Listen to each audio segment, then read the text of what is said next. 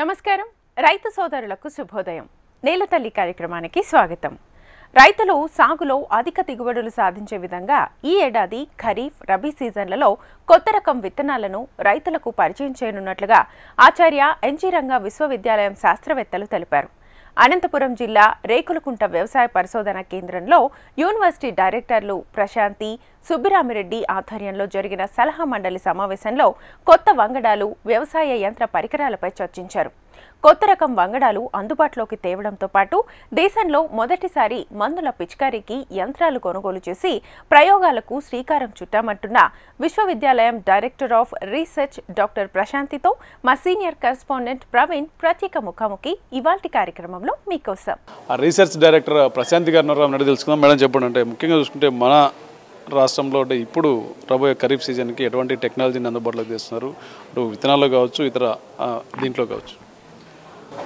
నా పేరు Prashanthi, director of research Acharya N G Ranga agriculture యూనివర్సిటీలో ఉంటాను. నేను పరిశోధనా విభాగంలో చూసుకున్నట్లయితే మనము ప్రతి సంవత్సరం కూడా క్రాప్ ఇంప్రూవ్మెంట్ అని అంటే కొత్త రకాల రూపకల్పన, అలాగే సేద్య విభాగము, ముఖ్యంగా ప్లాంట్ ప్రొటెక్షన్ అంటే సస్యరక్షణ, ఈ 3 విభాగాల్లో దీంతో పాటు యాంత్రీకరణ, మెట్ట సేద్యం దీనిల మీద మనం పరిశోధనలు చేస్తూ కొత్త టెక్నాలజీని కంక్లూడ్ అయినప్పుడు మనం రైతు సోదరులకి మనం డెమాన్స్ట్రేషన్ రూపంలో కేవీకేల ద్వారా డాట్ ద్వారా ఇచ్చి రైతులకు ఆ టెక్నాలజీ నచ్చిందా లేదా అన్న ఫీడ్బ్యాక్ మీద పెద్ద ఎత్తున విస్తరించేదానికి అవకాశం ఉంటుంది. ముఖ్యంగా ఈ సంవత్సరం చూసుకున్నట్లయితే మనం 10 రకాలని, ముఖ్యంగా రవిలో 7 రకాలు, వేరుశనగలో 1, అపరాలలో 4 రకాలని మనం విడుదల చేయడం జరిగింది. అలాగే ఇది సెంట్రల్ లెవెల్లో కూడా నోటిఫై కూడా మనకు అయిపోయినాయి ఈ 10 రకాలు. దీంతోపాటు 7 రకాలను కూడా మనము సెంట్రల్ వెరైటల్ రిలీజ్ కమిటీ ద్వారా కూడా విడుదల చేసి రైతులకు అందుబాటులో ఉంచాం ఈ సీడ్ అంతా కూడా. ముఖ్యంగా చూసుకున్నట్లయితే ఇది క్రాప్ ఇంప్రూవ్మెంట్ కింద చేసినది. ఇక్కడ చూసుకున్నట్లయితే మనకు బాగా పనికొచ్చే రకం చూసుకున్నట్లయితే వేరుశెనగలో కదిరి 6కి ఆల్టర్నేట్గా TCGS 1694 అనే రకాన్ని మనం ఎక్స్పోర్ట్ క్వాలిటీ సీడ్ తోటి ఆకుమచ్చ తెగులు, తుప్పు తెగులను కంప్లీట్గా తట్టుకొని పశుగ్రాసానికి కూడా పొక్క పనికొచ్చి చివరి దశ వరకు కూడా ఆకు ఎండిపోకుండా ఆకుమచ్చ రాకుండా ఉంటుంది. కాబట్టి K6కి దీటుగా ఉండే రకంగా మనం విడుదల చేయడం జరిగింది. అలాగే మనకి సాల్ట్ వాటర్ అంటే సెలైన్ ప్యాచెస్ అన్న ఉన్న దానిలో కూడా వరి ఏ రకంగా పనికొస్తుంది అనుకున్నప్పుడు ముఖ్యంగా MCM 103 అనే రకాన్ని మనకి ఫైన్ గ్రైన్ BPT 52 లాగా ఉండే నాణ్యమైన రకంతో పాటు మనకి చౌడును తట్టుకునే రకాన్ని కూడా మనం విడుదల చేయడం జరిగింది. ఈ ప్రాంతంలో మనకు చూసుకున్నట్లయితే ఎక్కువగా ఈ మనకు స్కేర్స్ రెయిన్ఫాల్ జోన్లో అత్యల్ప వర్షపాత మండలంలో ఈ ఉపయోగం లేకపోయినప్పటికీ కూడా మనకి ఎక్కువగా వర్షాలు వచ్చి ఫ్లడ్స్ లాగా ఒక్కసారి వచ్చి వరి పడిపోతే మనకి ఏ గింజ రాదు చేతిలోకి.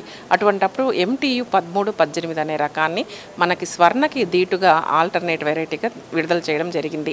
దీంట్లో ఎక్కువగా మనకి 1 నెల రోజుల పాటు వర్షాలు విపరీతంగా వచ్చి నారుమడిలోనే పోయి మనకి పంట రాకుండా మళ్ళీ విత్తనాన్ని వేయాల్సిన దానికి అవసరం లేకుండా, ఇన్పుట్ సబ్సిడీలు ఇవ్వనవసరం లేకుండా ప్రభుత్వం మనము 1232 అనే రకాన్ని విడుదల చేయడం జరిగింది.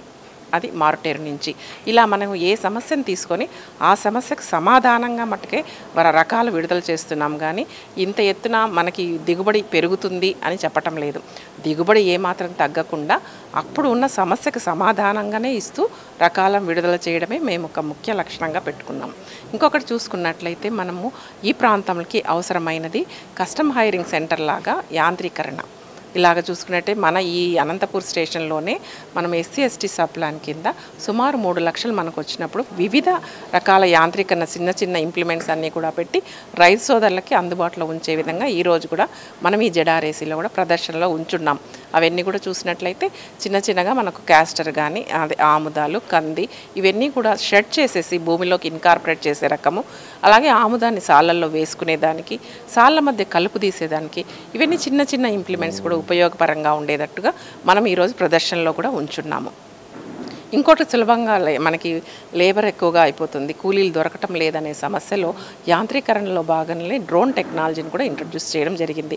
ఈ డ్రోన్ టెక్నాలజీలో ముఖ్యంగా DGCA సర్టిఫికేట్ పొంది కిసాన్ డ్రోన్ని 12 రోజుల వ్యవధిలో మనము రైతులకి, అలాగే చదువుకున్న విద్యార్థులకు కానివ్వండి, ఎవరైనా చదువుకున్న యువ రైతులందరికీ కూడా దీన్ని 12 రోజుల పాటు శిక్షణ ఇచ్చినట్లయితే వాళ్ళు ఒక ఎంటర్ప్రెన్యూర్గా డెవలప్ అయ్యి ఒక డ్రోన్ను కొనుక్కొని దాన్ని మనము పిచికారీ చేసుకున్నట్లయితే ఎంతో సులభతరంగా రైతు కూలీల సమస్య లేకుండా ఉంటుంది.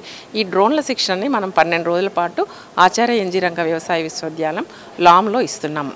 దీన్ని ఆల్రెడీ ఒక్క దేశంలోనే మొదటగా ఈ యూనివర్సిటీకే ఈ కిసాన్ డ్రోన్ మీద శిక్షణ ఇచ్చేదానికి సర్టిఫికేట్ పొందింది కూడా మన విశ్వవిద్యాలయం అని చెప్పేదానికి ఎక్కువగా గర్విస్తున్నాను. దీన్ని మనం ఆల్రెడీ 250 మందికి కూడా మనము ట్రైనింగ్ ఇచ్చి వారికి ఎలాగ ఉపయోగించాలని డ్రోన్ కూడా చూపిస్తున్నాం. ఇలాగ ఈ డ్రోన్లో మనం 10 ముఖ్యమైన పంటలకు వరి మొదలుకొని పెసర, మినుము ఇలాంటి అన్ని 10 రకాల్లో కూడా ఎలాగ చేయొచ్చు, పిచికారీ చేయొచ్చు, సస్యరక్షణ ఎలా చేసుకోవచ్చు, కలుపు మందులు ఎలా పిచికారీ చేసుకోవచ్చు, అలాగే మనం సూక్ష్మ ధాతువు ఇవన్నీ కూడా పిచికారీ చేసుకునేదానికి పోలియార్ అప్లికేషన్లో కూడా ఎరువులు పిచికారీ చేసుకునేదానికి కూడా మనం పరిశోధనలు చేసేసి కంక్లూడ్ చేస్తున్నాం. దాన్ని కూడా ఉపయోగించుకునేదానికి ఈ డ్రోన్లు చక్కగా పనిచేస్తున్నాయని, అలాగే 10 లీటర్ల నిమిషం ముఖ్యంగా మనము ఈ అత్యల్ప వర్షపాత మండలంలో వేరుశెనగని వర్షాధారంగా సాగు చేస్తారు. అలాంటి వర్షాధారంగా సాగు చేసినప్పుడు మనకు ఒక ఎకరాకి మందు కొట్టాలంటే 200 లీటర్ల అవసరం ఉంటుంది. ఆ 200 లీటర్ల అవసరం లేకుండా 10 లీటర్ల నీటితోనే ఒక 6 నిమిషాల్లోనే మనం ఎకరా పొలాన్ని మనం పిచికారీ చేసుకునేదానికి ఈ డ్రోన్ చాలా ఉపయోగపడుతుంది. ఐసీఆర్ వాళ్ళు మనకి ఈ రాష్ట్రంలో ఈసారి 2 కేవీకేలకి ఉచితంగా అంటే వాళ్ళ ఫండ్స్తో మనము డ్రోన్ని కొనియడం జరిగింది. అది కేవీకే రెడ్డిపల్లి ఫామ్కి మనం డ్రోన్ని 15 లక్షల్లో ఇచ్చున్నాం. దాన్ని రైతు సోదరులందరూ కూడా ఉపయోగించుకునేదానికి అవకాశం ఉంది. అక్కడ 2 పైలట్స్, డ్రోన్ అవైలబిలిటీలో ఉంటుంది. మన రైతు సోదరులకు ఎవరికైనా కావాలంటే అక్కడికి వెళ్ళి మన పేరు నమోదు చేసుకున్నట్టయితే ఆ రైతు సోదరుల దగ్గరికి వచ్చి పిచికారీ చేసి ఈ విధంగా లార్జ్ స్కేల్ డెమాన్స్ట్రేషన్ చేస్తూ డ్రోన్ టెక్నాలజీని ఎలా స్ప్రెడ్ చేయాలన్నది కూడా ఐసీఆర్ కానీ మన యూనివర్సిటీ కానీ చేస్తున్నది. ఇవి ముఖ్యంగా మనం చేస్తున్న దాంట్లో ఇవన్నీ చూసుకున్నట్లయితే కూడా ఒకటి ముఖ్యంగా చెప్పుకోవాల్సింది, ఈ ప్రాంతం నుంచి మనకి సజ్జలో మొదటిసారిగా మనం ఒక రకాన్ని ABV4 అన్న దాన్ని విడుదల చేస్తున్నాము. దీంతోపాటు హైబ్రిడ్లో కూడా మనం కొత్తగా అంటే ఇంతవరకు మన యూనివర్సిటీలో హైబ్రిడ్స్ లేవు. 2 హైబ్రిడ్ రకాలను మనం ICR లెవెల్లో టెస్టింగ్కి పంపున్నాం. అది కూడా మనకి ఫలితాలు బాగా ఇస్తున్నాయి. ఆ తర్వాత 2 సంవత్సరాల తర్వాత ఇది ఇంకా బాగా ఉంటే కూడా విడుదల చేయడానికి అవకాశం ఉంది. అలాగే పత్తి కూడా ఒక ముఖ్యమైన పంట ఈ ప్రాంతంలో. ఈ పత్తిలో కూడా మనం ఏంటంటే హై డెన్సిటీ ప్లాంటింగ్ కంటే ఎక్కువ సాంద్రతలో మొక్కలు వేసేదానికి ఉపయోగపరంగా ఉండేటట్టు రకం LHDP5 అన్నది కూడా ఉంది. దాన్ని కూడా డెమాన్స్ట్రేషన్స్కి ఇస్తాం. దీంతోపాటు మనము BG2 ఇన్కార్పొరేట్ చేసిన 2 రకాలను, హైబ్రిడ్లు కాదు 2 రకాలని ICRకి కూడా పంపించి దాన్ని టెస్ట్ చేయడం జరుగుతూ ఉంది. అంటే మొదటిసారిగా BG2 అనే జీన్ని పింక్ బోల్వామ్ దానికి తట్టుకునే రకము, హైబ్రిడ్ కాదు రకాన్ని మనము మన యూనివర్సిటీ నుంచి డెవలప్ చేసి ICR టెస్టింగ్కి ఇచ్చున్నాము ఈ సంవత్సరమే. దాన్ని బాగా ఫలితాలు బాగుంటే కానీ మనం రాబో 2-3 సంవత్సరాల్లో విడుదల చేసుకున్నట్లయితే ప్రతిసారి విత్తనం మార్చకుండా BG2 అనే కలిగిన పత్తి రకాలను కూడా మనము రైతు సోదరులకు అందించిన వాళ్ళం అవుతామన్నమాట. కేవలం ఏక పంట పద్ధతి అవలంబించకుండా మల్టీ క్రాప్ సిస్టమ్ ద్వారా రైతులు ఆదాయాన్ని పొందవచ్చునని, వేరుశెనగకు ప్రత్యామ్నాయంగా రాయలసీమలో ఆముదం, కంది, రాగి వంటి పంటలు లాభదాయకంగా ఉన్నాయని అంటున్నారు నిపుణులు. ఆధునిక పరిశోధనల ఫలితాలను రైతులకు చేరవేసేందుకు ప్రభుత్వ సహకారంతో అనేక కార్యక్రమాలు చేపట్టామని చెప్తున్నారు. ముఖ్యంగా వేరుశెనగ ఈ ప్రాంతంలో చూసుకున్నట్లయితే మన రాష్ట్రంలోనే 7 లక్షల హెక్టార్ల సాగు చేస్తూ ఈ మండలంలోనే చూసుకున్నట్లయితే 5.6 లక్షల హెక్టార్ల సాగు చేస్తున్నారు. ముఖ్యంగా దీంట్లో పెట్టుబడి ఖర్చు వచ్చేది విత్తనం పైనే. విత్తనం అన్నది అది సెల్ఫ్ పాలినేటెడ్ క్రాప్. ప్రతిసారి మనం విత్తనాన్ని మార్చుకోవాల్సిన అవసరం కూడా లేదు. మనం మిరపలో కానీ పత్తిలో లాగా హైబ్రిడ్స్ లాగా మనం మార్చుకోవాల్సిన అవసరమే లేదు. ఏ స్థాయిలో ఒక పూర్వకాలంలో మనం చేసేవాళ్ళం 50 ఏళ్ల క్రితం మన విత్తనాన్ని మనమే ఎలా పెట్టుకున్నామో అలాగ రైతు సోదరులందరూ కూడా ఒకసారి మూల విత్తనాన్ని కానీ మంచి విత్తనాన్ని కానీ మనము రీసెర్చ్ స్టేషన్ నుంచి కొనుక్కొని దాన్ని మనం ఒక ఎకరాలో వృద్ధి చేసుకొని ఆ విత్తనాన్ని వాళ్ళే ఉంచుకోగలిగినట్లయితే ప్రధానంగా వచ్చే ఖర్చు వచ్చేది వేరుశెనగలో విత్తనం ఖర్చే కాబట్టి దాన్ని తగ్గించుకున్నారంటే వారి విత్తనాన్ని వారు వాడుకున్నారంటే కాస్ట్ ఆఫ్ కల్టివేషన్ సగానికి తగ్గిపోయినట్లే భావించవచ్చు. ఇప్పుడు చూసుకున్నట్లయితే మనం కదిరి 6లో ఆకుమచ్చ తెగులు వచ్చి మనకి కల్తీలే ఎక్కువైపోయిన తరుణంలో కొత్తగా వస్తున్న 1694 అని కదిరి లేపాక్షని ఈ రకాలను మీరు కొంత విత్తనాన్ని తీసుకెళ్ళి అంతా ఒక ఎకరాకు 1 క్వింటాల్ కాబట్టి ఆ తీసుకెళ్ళేసి దాన్ని వాళ్ళు డెవలప్ చేసుకొని దాని దగ్గర ఉంచుకొని మిగతాది విత్తన రూపంలో ఆర్బీకేల ద్వారా కానీ అలాగే కేవీకేల దగ్గర దగ్గర కానీ మా దగ్గర పలానా విత్తనం ఉంది అని చెప్పినట్లయితే ఇంకా 10 మంది రైతులకు ఆ విత్తనాన్ని సరఫరా చేయడానికి అవకాశం ఉంటుంది. మంచి విత్తనాన్ని ఇచ్చిన వాళ్ళం కూడా అవుతాం. కాబట్టి ఈ ఖర్చు తగ్గించుకున్నట్లయితే తర్వాత 3-4 ఇప్పుడు సేంద్రియ వ్యవసాయం అంటున్నాం. సేంద్రియ వ్యవసాయంలో కూడా వేరుశెనగలో మనం చేస్తున్న వర్షాధారం కింద చేస్తున్న సేంద్రియ వ్యవసాయము మామూలుగా రసాయనాలు ఉపయోగించిన వ్యవసాయంకి దీటుగా ఫలితాలు ఇస్తోంది. కాబట్టి వేరుశెనగలో మనం ఇప్పుడు ప్యాకేజెస్ గ్రౌండ్నట్కి ఇచ్చున్నాం. వేరుశెనగలో సేంద్రియ వ్యవసాయానికి ఒక ప్యాకేజ్. ఆ ప్యాకేజీని ప్రాకిస్తే కూడా మనకు చక్కని దిగుబడులు ఎటువంటి రసాయనాలు వాడకుండా కూడా వస్తున్నాయి. తర్వాత చూసుకోవాల్సింది మనం కలుపు ఒకసారి నివారించుకొని తర్వాత తీసుకునే చివరి దశలో వస్తున్నది కాబట్టి ఆకుమచ్చ తెగులు కానీ ఇటువంటి కానీ వచ్చేదానికి ఇప్పుడు డ్రోన్ అన్నది వచ్చింది. ఆ డ్రోన్ ద్వారా పిచికారీ చేసుకున్నట్లయితే ఒక 200 లీటర్లు కావాలి, ఒక ట్యాంక్ కావాలనే సమస్య లేకుండా 10 లీటర్లలోనే మనం క్రాప్ అంతా పిచికారీ చేసుకున్నారంటే మనం ఎంత సాగు వ్యయాన్ని తగ్గించుకోవచ్చో కూడా మీ అందరికీ అర్థమవుతుంది. అంటే ముఖ్యంగా నీరావరి దీంట్లో పండే పంట వరి అయితే ఈ మిగతా క్రాప్స్తో చూసుకుంటే లాభాలు లేవనేది, పెట్టుబడులు ఎక్కువైనది, ఒక మార్కెటింగ్లో అధిక లాభాలు రావడం లేదు. దీంతో వరి దాదాపు తగ్గిస్తున్నారు. గవర్నమెంట్ కూడా ఆ రకంగానే సజెషన్ చేస్తుంది. అంటే ఈ వరి రైతులకి మేలు జరిగే ఎటువంటి పరిశోధనలు జరుగుతున్నాయి? దీంట్లో ఏమైనా కొత్త అధిక దిగుబడులు సాధించడమో లేకపోతే ఎక్కువ రేటు వంగడాలు ఏమైనా కొత్త ఉన్నాయి? వంగడాలు ప్రతి ఒక్కటి కూడా ఆ ప్రాంతానికి అనువైన రంగాలు ఉన్నాయి. ఆ రకాలు వాడుకుంటూ మన రైతు సోదరులు చేయాల్సిందంటే ఇంటిగ్రేటెడ్ ఫార్మింగ్ సిస్టమ్.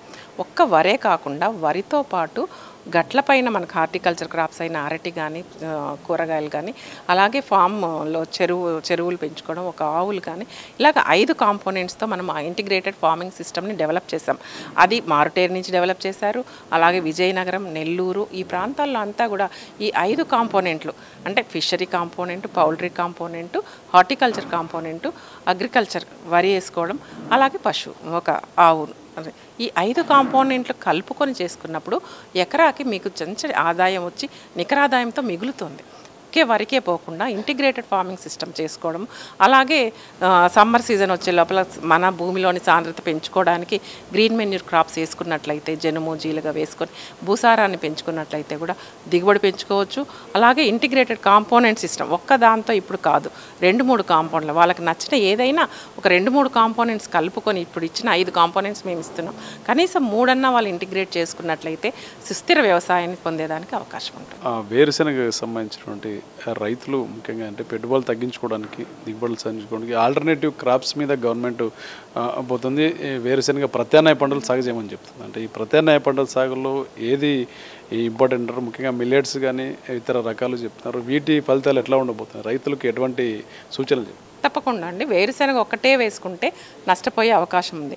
దీంట్లో మనం ఇంతవరకు చెప్పాం, కందిని వేసుకోండి 7:1 అలాగా, లేదా అనప వేసుకోండి, అలసంద వేసుకోండి అలా. కానీ రైతు సోదరులకు ఏది ఇష్టమైందో అది వేసుకునే దాంట్లో ఇప్పుడు మనకు సత్యసాయి జిల్లా చూసుకున్నట్టయితే వేరుశెనగ 2.5 లక్షల హెక్టార్లు ఖరీఫ్లో ఉంటే దాంట్లో రాగి 5 వరుసల ఒక వేరుశెనగకి 3 వరుసల రాగి వేసుకుంటే మంచి నికరాదాయం వస్తుందన్నది కూడా మన ఫలితం ఇప్పుడే ఉంది. దాన్ని రైతు పొలాల్లో పరీక్షించడానికి కూడా ఇప్పుడు కృషి విజ్ఞాన కేంద్రానికి అలాగే ఏరువాక కేంద్రానికి కూడా మనం డెమాన్స్ట్రేషన్స్కి ఇస్తున్నాం. ఎందుకంటే రాగి కూడా సత్యసాయి జిల్లాలో ఎక్కువ విస్తీర్ణంలో దాన్ని మనకి స్కూల్ పిల్లలకి గంజి రూపంలో ఇవ్వడానికి అక్కడి నుంచి ప్రొక్యూర్ చేయడానికి కూడా ప్రభుత్వం ముందుకు వచ్చింది. కాబట్టి ఈ పద్ధతిలో ఎక్కువ పంటకాలం కలిగిన కందిని ఇష్టపడినప్పుడు తక్కువ పంటకాలం ఉన్న రాగి బాగా సూట్ అవుతోంది. కాబట్టి దానికి పెద్ద ప్రాసెసింగ్ కూడా అవసరం లేదు వేరే కొర్ర దానిలాగా. కాబట్టి రాగిని ఈజీగా ప్రమోట్ చేయడానికి ఒక అవకాశం ఉంది. దీని లేదంటే కానీ మేము వేరుశెనగకు మాకు పెట్టుబడి ఎక్కువ అవుతుందంటే క్యాస్టర్ కాటన్ లేదా కాస్టర్ రెడ్ గ్రామ్, ఇప్పుడు అలాగే పత్తి కంది, క్యాస్టరు అదే ఆముదము కంది, ఈ ఏదో ఒక దాన్ని తీసుకోగలిగితే ఈ ప్రాంతంలో మనకి ఇప్పుడు ఈ వేరుశెనగకి ప్రత్యేకంగా ఆముదం బాగా దిగుబడి వస్తుంది. కొన్ని హైబ్రిడ్స్ రకాలు ఐసీ అని 1666 అన్నది కూడా ఇప్పుడు డెమాన్స్ట్రేషన్లో కానీ పరిశోధనా స్థానంలో కానీ మంచి దిగుబడులు ఇచ్చాయి. ఇవన్నీ కూడా ఇంకా మనం ప్రమోట్ చేయాల్సిన అవసరం ఉంది. అలాగే ఒక డ్రిప్ ఇరిగేషన్తో క్యాస్టర్కి మనం ఆముదానికి వేసిన దానికి 2 సార్లు తడులు ఇచ్చినట్లయితే కొన్ని స్టేజెస్లో 2 తడులు ఇచ్చినట్లయితే మంచి డబల్ ఇన్కమ్ కూడా వచ్చిందని మన పరిశోధనలో జరిగింది. దాన్ని కూడా ఇప్పుడు డెమాన్స్ట్రేషన్స్ తీసుకుపోతాం. మనకి ప్రత్యామ్నాయంగా ఆముదం ఒకటి ఉంది, అలాగే కంది ఆముదం కలుసుకొని వేసుకోవచ్చు. వేరుశెనగే నాకు కావాలనుకుంటే వేరుశెనగలో రాగిని అంతర్ పంటగా వేసుకోవచ్చు, లేకపోతే వేరుశెనగలో క్యాస్టర్నైనా అంతర్ పంటగా వేసుకున్నట్లయితే నికరాదాయం బాగా వచ్చేదానికి అవకాశం ఉంది. కానీ పంట మార్పిడి లేకుండా ఒకే పంటను వేసుకుంటే భూమిలో శిలీంధ్రాలు పెరిగి తర్వాత వచ్చే పంటకు కూడా నష్టమే వస్తుంది. కానీ ఏక పంటను మనం సిఫారసు చేయకుండా ఉండడమే చాలా మంచిది.